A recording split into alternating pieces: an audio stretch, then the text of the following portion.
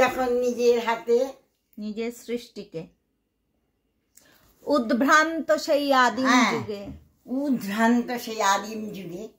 স্রষ্টা যখন নিজের প্রতি অসন্তোষে নূতন সৃষ্টিকে বারবার করছিলেন বিধ্বস্ত, তার সেই অধৈর্যে ঘন ঘন মাথা নাড়ার দিনে রুদ্র সমুদ্রের বাহু প্রাচী ধরিত্রীর বুকের থেকে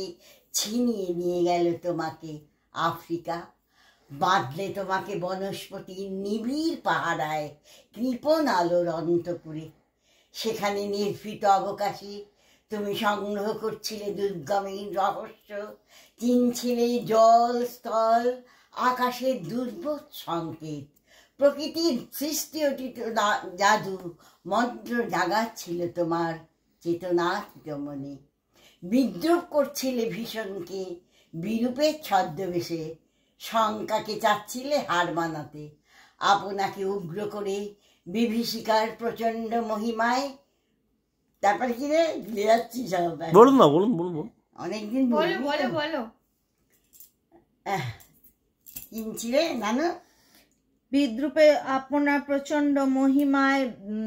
ভুলে যাই না, আমি অনেকদিন করিনি তো, কিন্তু তখন আমি অনেকদিন